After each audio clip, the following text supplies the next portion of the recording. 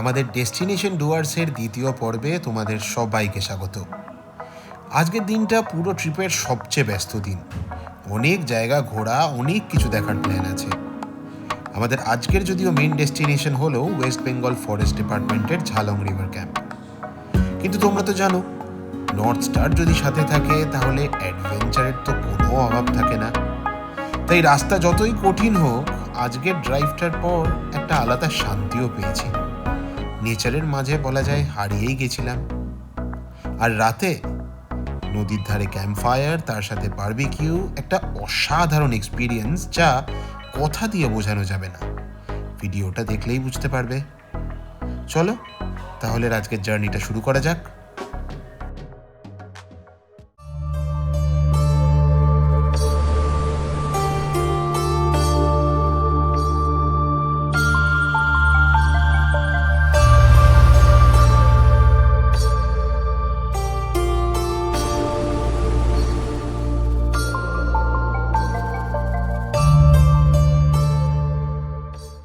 Good morning. ঘড়িতে এখন সকাল 8:40। আমরা বেরোচ্ছি হোটেল থেকে, শিলিগুড়ি থেকে। একটু লেট করেই বেরোলাম কারণ এখান থেকে খুব একটা বেশি দূর নয়। তো গাড়িতে যেতে যেতে আজকের আর কালকের প্ল্যান বলছি। খুব এক্সাইটিং প্ল্যান।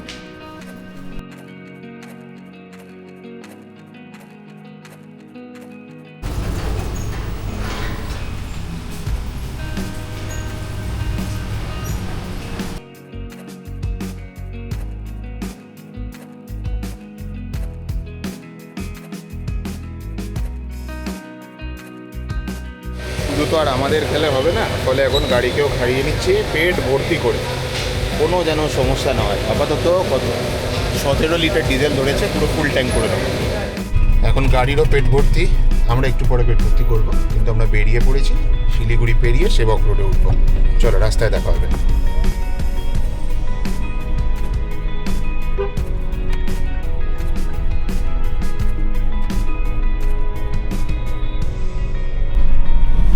অবশেষে এন্ট্রি হলো আমাদের প্রিয় সেবক রোডে। লাস্ট টাইম যখন এসেছিলাম পুরো সবুজ হয়েছিল, এখন শীতকাল তো দেখ, মানে রংটা ঠিক সেই, মানে it's still green but dead, সব ছড়া পাতা, পেল ভীষণ। এটাই যদি আমরা আজকে ভোরবেলা আসতাম না, এই উপরে কুয়াশাটা পেতাম। তাই না?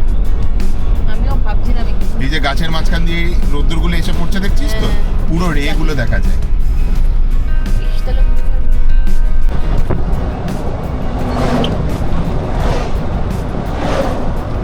আগে না আমার এই জায়গাটায়। আমাদের ট্রিপের প্রথম পাহাড়। এবার যদিও আমাদের ট্রিপটা পাহাড় ফোকাস নয়, কিন্তু তাও এক ঝলক পাহাড় না দেখলে হয়। এই যে চোখের সামনে আমাদের কিউট নর্থ বেঙ্গলের পাহাড়। Cute north Bengal, cute.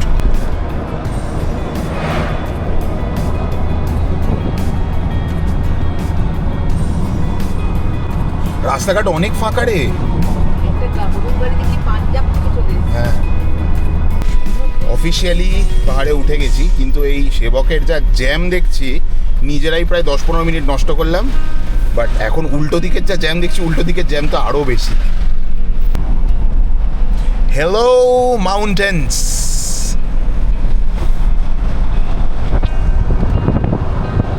কি অবস্থা, এখানে আগে নদীটায় জল থাকতো। হ্যালো মাউন্টেন্স বললাম আর জ্যাম। এটা আমার মনে হয় ইয়ে ট্রেনের ক্রসিংটা।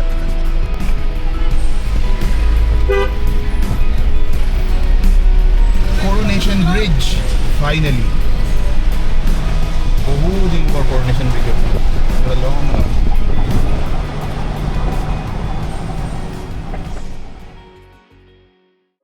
করোনেশন ব্রিজের ওপারে এত জ্যাম হওয়ার কারণ মোটামুটি সবারই গন্তব্য পাহাড়।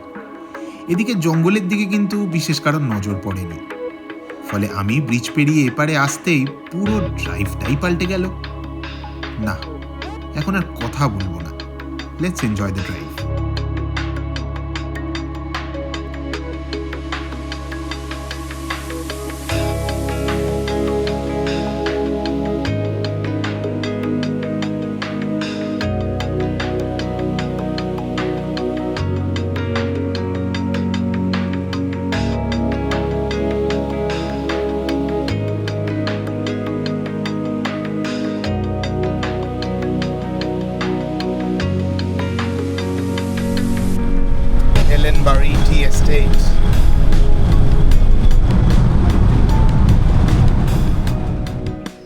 সকাল সকাল বিশেষ কিছু খেয়ে বেরোনো হয়নি, তাই পেট এবার ভালো মতো জানান দিচ্ছে।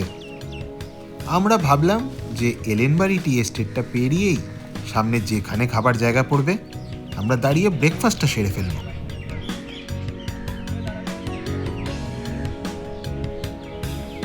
ব্রেকফাস্টের জন্য এই ছোট্ট একটা হোটেলে দাঁড়িয়েছে, এটার নাম মিলি হোটেল। এখানে কফি আর মোমো খাবো। পাহাড়ে এসছি, একটুখানি পাহাড়, পুরোটা না। তো সায়ন্তনী বলছে একটু মোমো খাবো না আমরা মোমো, মানে খাবো আমরা মোমো। মোমোর জন্য অপেক্ষা করাটাও কিন্তু বেশ ইন্টারেস্টিং ছিল, কারণ যতক্ষণে এই মালগাড়িটা ক্রস করেছে ততক্ষণে আমাদের মোমোও রেডি হয়ে গেছে।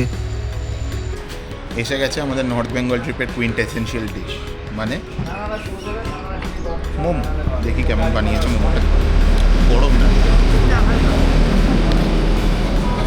ওটা একটা মুখে পুরো নেওয়া যাবে? ভালো, ও তো বলছে ভালো।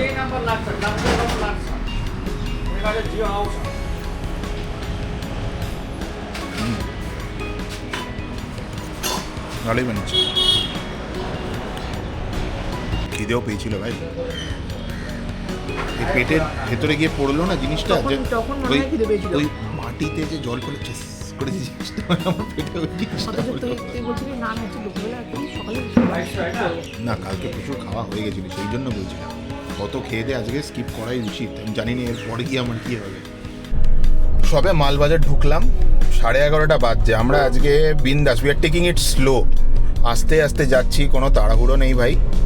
অলরেডি আমাদের যেখানে আমরা থাকবো সেখানে বলে দিয়েছি কি খাবো দুপুরবেলা, ফলে we are taking it slow, আস্তে আস্তে যাচ্ছি। এই বাঁদিকটায় ঢুকলে এখান থেকে সোজা লাভালোলেগাঁও চলে যাওয়া যায়। ইনফ্যাক্ট একটা বোর্ডও লাগানো ছিল বোধহয়, দেখলাম, তাই না? আচ্ছা, আমরা চালসা ঢুকলাম, বেশ কিছুটা এগিয়ে চালসা মোড়, কিন্তু আমরা চালসা মোড় যাবো না। চালসা মোড়ের আগে থেকেই একটা লেফট হ্যান্ড নিয়ে নেব। আমরা মেটেলি হয়ে ইয়ংটং টি গার্ডেন্স যাচ্ছি, ওখানে একটা ভিউ পয়েন্ট আছে। গিয়ে তারপর সেখান থেকে যাব লালিগুড়াস ভিউ পয়েন্ট, তারপর সেখান থেকে যাব রকি আইল্যান্ড হয়ে আমরা আজকে আমাদের স্টেতে যাব। যে এখান থেকে আমরা বাঁদিক নিলাম মেটেলির জন্য।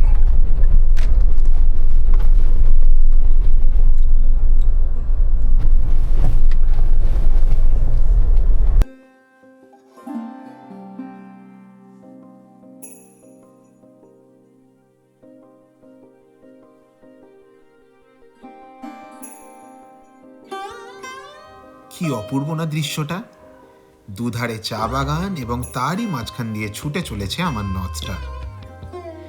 এখনো অবধি সব কিছু প্ল্যান মাফিক যাচ্ছিল, কিন্তু সব কিছু যদি প্ল্যান মাফিক হয় তাহলে কি সেটাকে রোড ট্রিপ বলা যায়? গুগল বাবা মাঝে মাঝে যে ভুলগুলো করে না একদম সলিড, সেটা হচ্ছে এখন রাস্তাটা দেখছো, এই যে এই রাস্তাটা, এই যে রাস্তাটা, মেন রাস্তা থেকে হঠাৎ করে এই চা বাগানের ভেতরে ঢুকিয়ে দিল।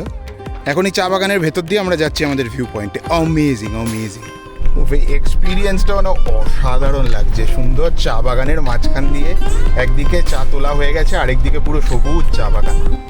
প্রত্যেকটা ট্রিপেরই একটা সারপ্রাইজ এলিমেন্ট থাকে। আমাদের এইবারের ট্রিপের সারপ্রাইজ এলিমেন্ট কিন্তু এইটা, কারণ এই চা বাগানের মধ্যে দিয়ে গাড়ি চালানোর অভিজ্ঞতা আমার এই প্রথম।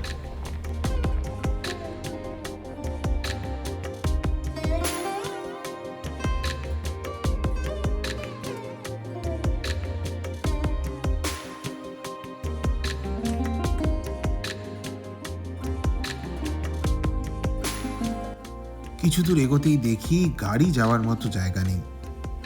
একটা একটা করে পাইপ সরিয়ে গাড়ি যাওয়ার জায়গা করেছি, ভাবতে পারছো? এই জন্যই আমার রোড ট্রিপ জিনিসটা এত পছন্দের। সবসময় কিছু না কিছু ঠিক শিখিয়ে দিয়ে যায়। আমাদের জীবনটাও কিন্তু এরকমই। কোনো একটা কঠিন পরিস্থিতি এলে আমরা যদি ভয় না পেয়ে পরিস্থিতিটা পাল্টানোর চেষ্টা করি, তাহলে কখনো না কখনো কিন্তু আমরা সেখান থেকে ঠিক বেরিয়ে আসতে পারবো। এইবারে কিন্তু বিশেষ অফরোডিংয়ের প্ল্যান ছিল না, বাট সামহাউ এটা হচ্ছে আমার থেকেও আমার গাড়ির ভাগ্য যে তুই বেরিয়েছিস, তুই একটু অফরোডিং করবি না, তুই না থার, ব্যাস শুরু হয়ে গেল অফরোডিং। বাট এইটুকু ছোট্ট একটা এক্সপিরিয়েন্স পুরো ট্রিপটা পাল্টে দিল, মানে আনবিলিভেবল লাগছে। পুরো একটা চা বাগানের ভেতর দিয়ে অসাম অসাম। অবশেষে চা বাগানের কঠিন অফরোড পেরিয়ে আমরা এসে উঠলাম মেন রাস্তায়। কি সাংঘাতিক অভিজ্ঞতাটাই না হলো। যাক বাবা, এখন আর কোনো চিন্তা নেই।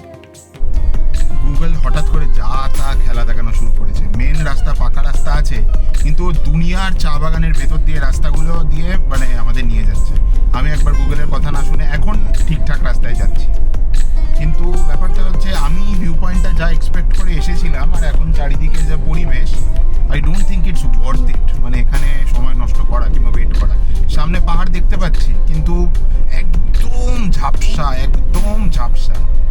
ফলে বুঝতে পারছি না কি করব। ভিউ পয়েন্টটায় যাবো নাকি ডাইরেক্টলি সোজা আমাদের স্টেতে চলে যাব।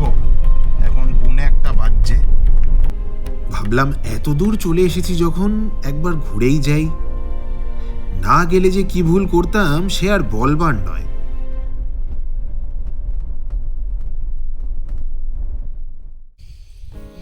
আমরা এসে পৌঁছলাম আমাদের আজকের first destination, Yongtong tea gardens view point. বেশ অফরোডিং করে চা বাগানের ওপর দিয়ে এলাম।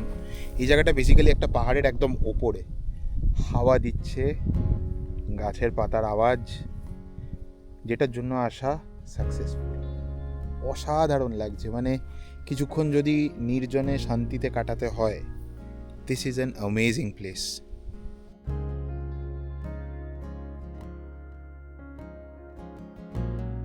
এই যে দূরের পাহাড়গুলো যেগুলো দেখা যাচ্ছে, ওগুলো কিন্তু ভুটানের পাহাড়, আর আমরা ইন্ডিয়ার সাইডে দাঁড়িয়ে আছি। চারিদিকে আমাদের পাহাড়ে ঘিরে রেখেছে, চারিদিকে। পুরো ওই দিক থেকে, আমি জানি না ক্যামেরায় বোঝা যাচ্ছে কিনা, পুরো ওই দিক থেকে ঘুরে পুরো আমরা পাহাড়ে ঘেরা, পুরোটা পাহাড়ে ঘেরা। এবং পেছন দিকের পাহাড়গুলো কিন্তু বেশ উঁচু। এখন এতটা হেজ বোঝা যাচ্ছে না, পেছন দিকের পাহাড়গুলো কিন্তু বেশ উঁচু, আর চারিদিকে চা বাগান। কি পরম শান্তি পাওয়া যাচ্ছে এই জায়গাটায়। অসাধারণ লাগছে, অসাধারণ লাগছে।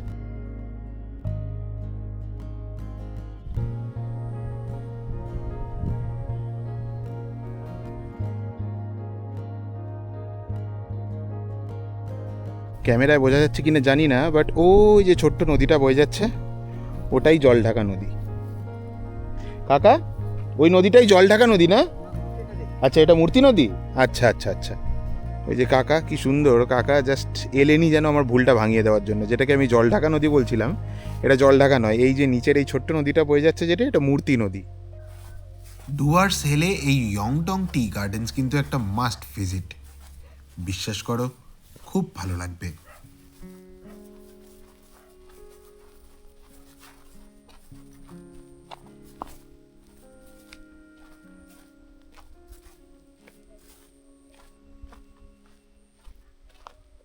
ইয়ংটং ভিউ পয়েন্ট, এই ভিউ পয়েন্টটায় কিছুক্ষণ সময় কাটিয়ে আমরা আবার রওনা দিচ্ছি।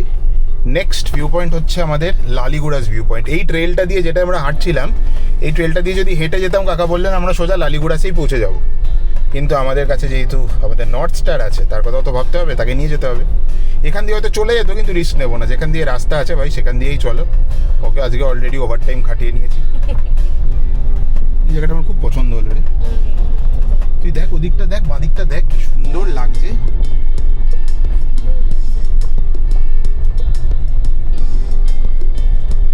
পুরো মনে হচ্ছে যেন ট্রেল হান্টিং করতে বেরিয়েছি। যে যা যা ট্রেল আছে সব সেই ট্রেলগুলো আজকে গাড়ি ঢোকাবো। সকাল থেকে 4-5খানা ট্রেলের মধ্যে গাড়ি ঢুকিয়ে দিয়েছি।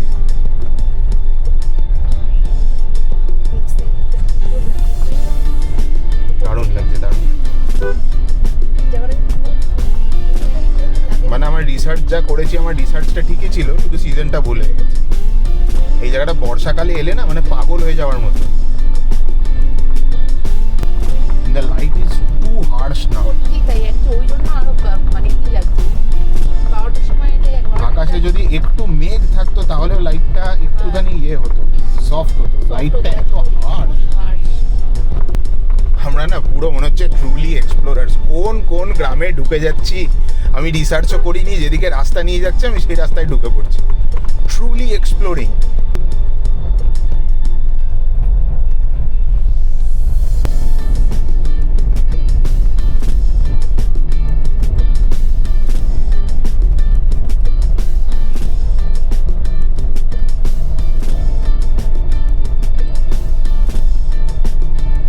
আমরা এসে পৌঁছলাম আমাদের আজকের সেকেন্ড ডেস্টিনেশনে, লালিগুড়াস ভিউ পয়েন্ট। দেখাচ্ছি ভিউটা। লালিগুড়াস এক নেপালি শব্দ যার অর্থ হলো রেড রোডোডেনড্রন।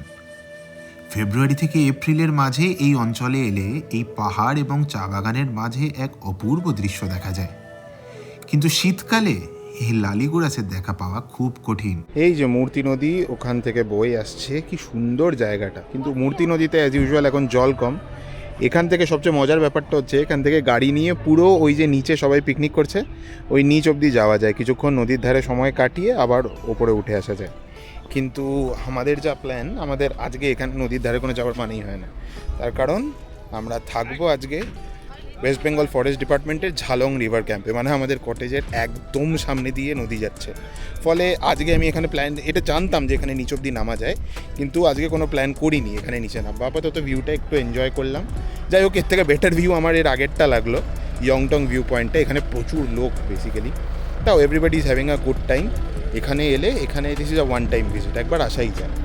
যাই হোক, তো এখন ভাবছি একটু চা খাবো। চা খেয়ে নেক্সট আজকে আরও দুটো জায়গা যাবো ভেবেছিলাম, রকি আইল্যান্ড আর কুমাই ভিউ পয়েন্ট, কিন্তু আজকে ভাবছি ওই দুটো স্কিপ করি, কারণ এখান থেকে এখন 1টা বাজছে। তো এখান থেকে আমাদের ইয়েতেও যে প্রপার্টিতেও যেতে হবে, ওখানে লাঞ্চ করব, তারপর আজকে রাত্রে অনেক প্ল্যান আছে। আমরা ডিসিশন নিলাম আমরা আর কোনো স্পট না ঘুরে সোজা আমাদের আজকের গন্তব্যে যাব, যেটা হলো ওয়েস্ট বেঙ্গল ফরেস্ট ডিপার্টমেন্টের ঝালং রিভার ক্যাম্প। একটা অ্যামেজিং প্রপার্টি, চলো গিয়ে দেখাচ্ছি।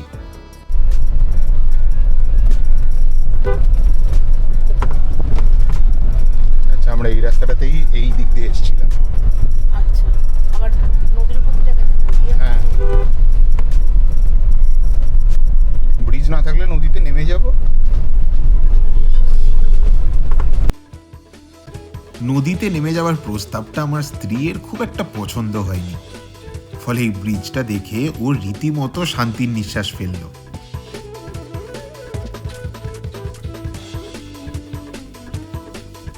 কিছুক্ষণ পর কুমাই মোড় থেকে আমরা বাঁদিক ঘুরলাম এবং পড়লাম চাপড়ামারি রেলওয়ে স্টেশন রোডে।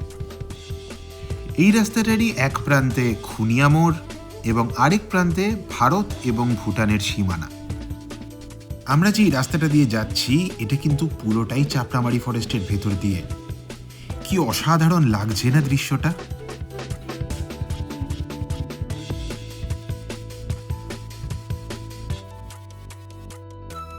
বর্ডারের রাস্তা হওয়ার কারণে এই রাস্তাটা maintain by border roads organisation, ফলে অ্যাজ এক্সপেক্টেড রাস্তার কোয়ালিটি কিন্তু টপ নচ।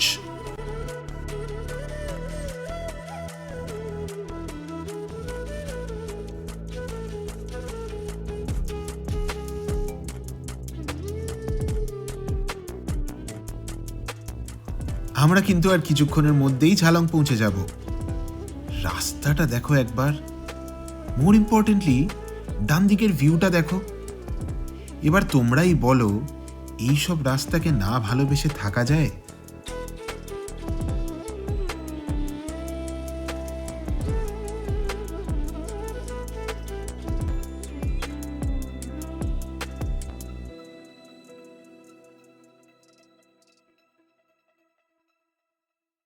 অবশেষে এসে পৌঁছলাম ঝালং রিভার ক্যাম্প, আজকের ডেস্টিনেশন। এটা হচ্ছে ফরেস্ট রেস্ট হাউস। এই ফরেস্ট রেস্ট হাউসটাকে পেরিয়েই আমাদের যেতে হবে রিভার ক্যাম্পের দিকে। এখন বোধহয় ফরেস্ট অফিসার প্রেজেন্ট আছে এখানে, ভেতরে গাড়ি দেখতে পাচ্ছি।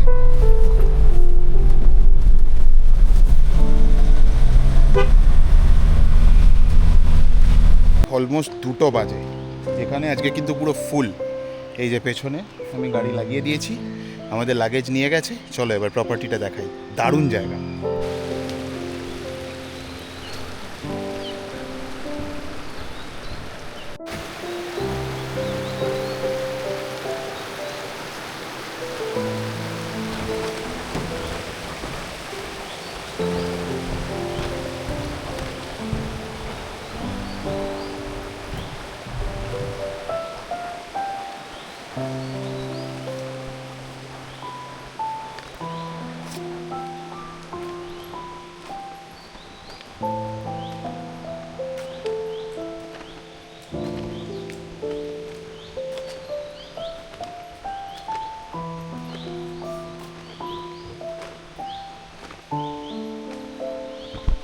আমরা অবশেষে এসে পৌঁছালাম আমাদের রুমে। অনেকটা লম্বা হাঁটা, যেখানে গাড়ি পার্ক করেছিলাম সেখান থেকে এই যে এখান দিয়ে পুরো হেঁটে হেঁটে হেঁটে হেঁটে এসে এখান থেকে এই যে আমাদের রুমটা, আমাদের premium room, VIP room basically.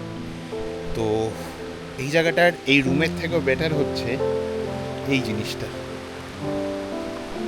Just সামনে দিয়ে ঝালং নদী বয়ে যাচ্ছে এবং এটা কিন্তু পুরো জঙ্গল। কিছুক্ষণ পর সানসেটটাও হয়ে যাবে। কি অসাধারণ লাগছে না দেখতে, শান্তি, পাখি ডাকছে। ঠিক এই কারণেই এখানে আসা। এই যে আমাদের রুমের ইন্টিরিয়ার, ঢুকেই দুটো খাট, রুমে এসি আছে অ্যান্ড প্রিমিয়াম আর কি ব্যাপার স্যাপার, দুটো চেয়ার, একটা টেবিল, এখানে আরও দুটো চেয়ার, টিভি লাগানো আছে। এদিক থেকে একটা জঙ্গল দেখা যায় অ্যান্ড এই দিক থেকে হচ্ছে নদীর ভিউ। কি অ্যামেজিং না? প্লাস হ্যাঁ, আরও একটা ঘর আছে এখানে। মজার জিনিস হচ্ছে এখানে চাইলে আরও একটা বেড লাগানো যায়, এক্সট্রা 300 টাকা করে নেবে। প্লাস একটা বড় আলমারি, বিরাট বড় রে ভাই, ড্রেসিংয়ের ব্যবস্থা অ্যান্ড ইকুয়ালি বিগ বাথরুম। আমাদের শিলিগুড়ির হোটেলটা এখানকার বাথরুমের সমান ছিল। যাই হোক, ঠিক আছে, এই প্রপার্টিটাতে আগেও এসেছি, but I like this property, খুব ভালো। 2:30 বাজছে, তো এখন আগে খেয়ে আসি, খিদে পেয়েছে। খেয়ে দিয়ে তারপর এসে মাথা ঠান্ডা করে আজকের বাকি যা প্ল্যান আছে সেই ব্যবস্থা সামগ্রী হবে। চলো। বগল দাবা করে আমি আমার ক্যামেরার ডান্ডিটা ধরে আছি, তাই একটা এরকম অদ্ভুত শট এসছে।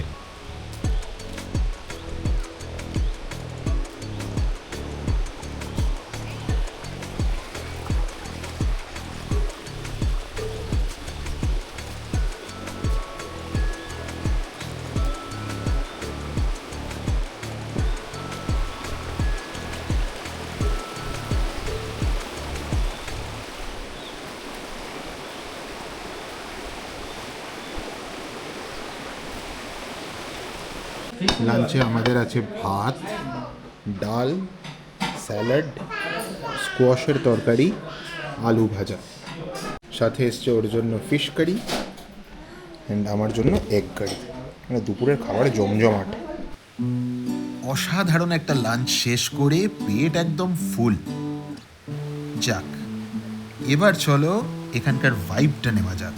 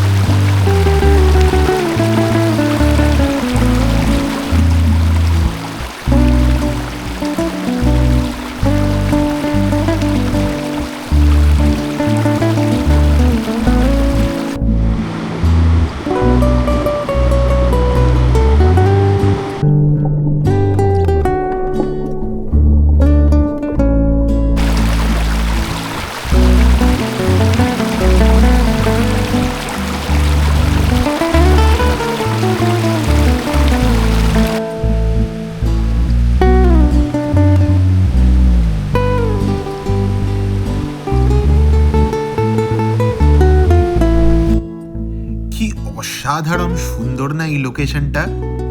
কমেন্টে কিন্তু অবশ্যই জানাবেন। চান টান করে ফ্রেশ হলাম, ঠান্ডা খুব একটা বেশি নেই, জ্যাকেটটা তাও পরেছি স্টাইল মারার জন্য। তো যাই হোক, এখন আমরা যে জিনিসগুলো করব সেটা হচ্ছে আজকে রাত্রে আমাদের নদীর ধারে বারবিকিউ করার প্ল্যান। কালকে যেটার জন্য ওই যে বললাম না, শপিং করেছি, বাজারপত্র করেছি, তো এখন সেই জিনিসগুলো সায়ন্তনী সবকটা ধুলো একটা একটা করে। এই যে আমাদের আপাতত সব ভেজি, আলু, বেবিকর্ন, মাশরুম, লেবুটা ম্যারিনেশনের জন্য লাগবে। এখন বেসিক্যালি আমি আগে ম্যারিনেট করব, আর ওখানে ওদিকে ব্রোকলি নুন জলে ভেজানো আছে, তারপর ওটাকে ম্যারিনেশনে দেবো। তারপর আজকে সন্ধ্যাবেলা নদীর ধারে বসে বারবিকিউ করে খাবো বনফায়ারের পাশে। ফলে বুঝতেই পারছো, it is going to be a very very interesting night. Stay tuned. আমাদের বারবিকিউয়ের ম্যারিনেশন ডান, তো এটা আধ ঘন্টা এখন ম্যারিনেট হোক, তারপর আমরা একটু পরে নিয়ে গিয়ে এটাকে, আমার একটা গ্রিল আছে, ওই গ্রিলটা জ্বালিয়ে একটু পর এটা ওই গ্রিলে দেবো। আর তারপর শুরু হবে আজকে রাত্রের আমাদের, কি বলা যায় এটাকে বলা যায় হচ্ছে ক্যাম্পিং লাইট। তাহলে আমাদের আজকে ক্যাম্পিং লাইট একটু পরেই শুরু হবে।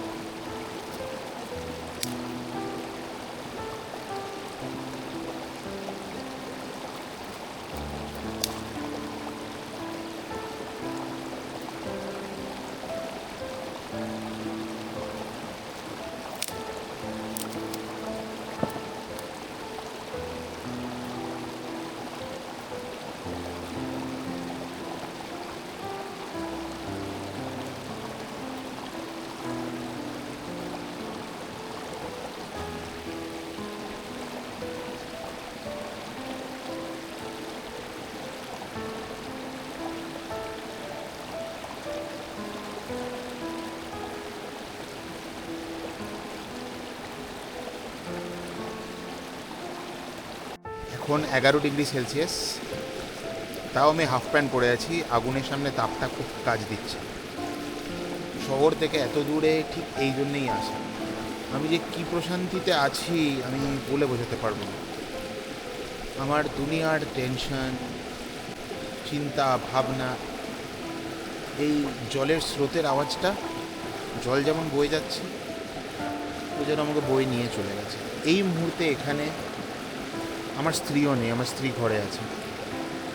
এখানে গোটা এই চত্বরটায় আমি একা বসে বসে তাক পোহাচ্ছি।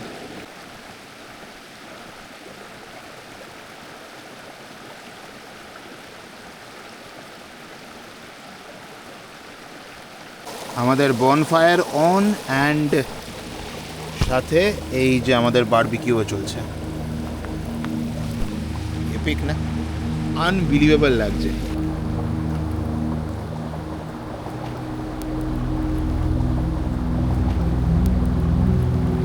পুরো ব্যাপারটা কীরকম জমে ক্ষীর হয়ে আছে না? এখানে আগুন জ্বলছে, ওখানে আমাদের কঠিন ম্যারিনেটেড সব সবজিগুলো ছিল, ওগুলো আস্তে আস্তে উঠছে একটা একটা করে ব্যাচ। এখন মাখন মাখানো হচ্ছে। সামনে দিয়ে কুলকুল করে বয়ে যাওয়া নদীর আওয়াজ আর এই আগুনের তাপ। আর কি চাই জীবনে? ঠিক এটার জন্যই এত দূর থেকে আসা। এটা বানতে হয় ভাই। এই জীবনে এইভাবে যদি একটু সময় না কাটাই, অপূর্ব লাগবে, অসাধারণ লাগবে।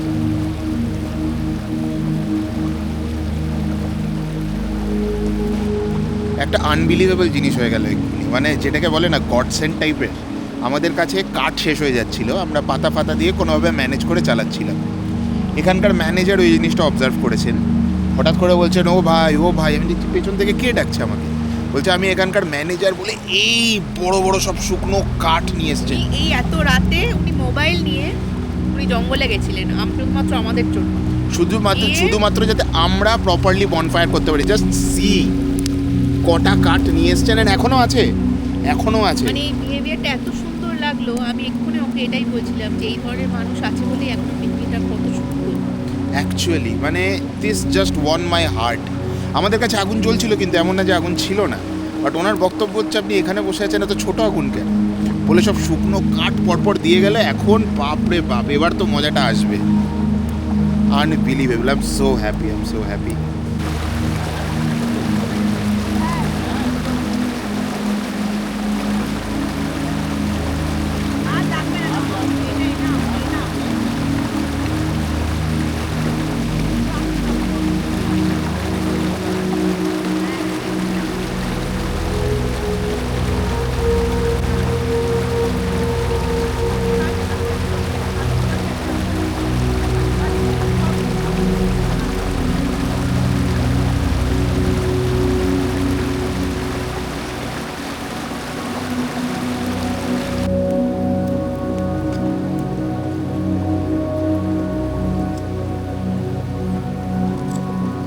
প্রায় 4 ঘন্টা আমাদের বনফায়ার চললো, এখন আগুন নিভেছে।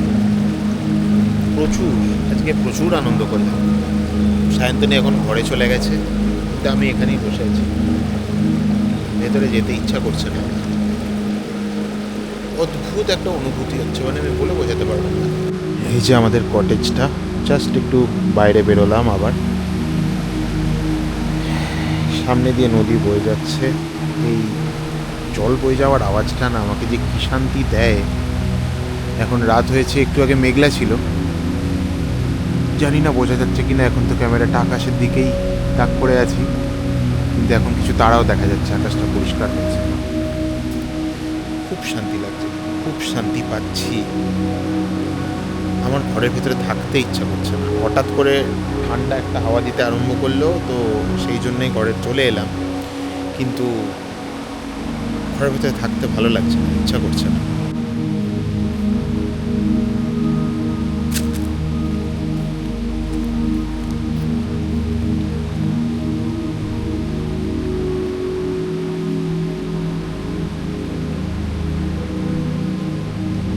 রাত্রে এখানে হেঁটে বেড়াচ্ছি, একটা কিন্তু বেশ গা ছমছমে পরিবেশ। এই যে পার্টিকুলারলি এই যে সামনে ছায়াটাই, যে আলোয় পাতা তিনটের ছায়া পড়ছে, নড়ছে, তো প্রথমে দেখে আমি ঘাবড়ে গেছিলাম, তারপর দেখলাম না, এটা তো পাতার ছায়া। বেশ একটা গা ছমছমে পরিবেশ আছে, কারণ এই দিকটা হচ্ছে পুরো জঙ্গল, আমাদের এই বাঁ দিকটা হচ্ছে পুরো একদম ডেন্স জঙ্গল। এই যে ডান দিকে তো নদী বয়ে যাচ্ছে, তার শব্দ শোনাই যাচ্ছে, আর আবার নদীর ওপারেও একদম ডেন্স জঙ্গল, মাঝখানে এত সুন্দর একটা প্রপার্টি। তো হেঁটে বেড়াচ্ছি এখন, আমি বললাম না আমার ঘরে ঢুকতে ইচ্ছা করছে না, আমি জানি না কেন আমার ঘরে থাকতে ইচ্ছা করছে না, এত ভালো রুম নেওয়া হয়েছে, কিন্তু ইচ্ছা করছে না আমার ঘরে থাকতে, আমার মনে হচ্ছে বাইরেই থাকি। মানে নেচারের সাথে কানেকশানটা যেন মনে হচ্ছে, ইয়েস ইটস ট্রু। মানে এই যে কী বলবো, জাস্ট ওয়েট।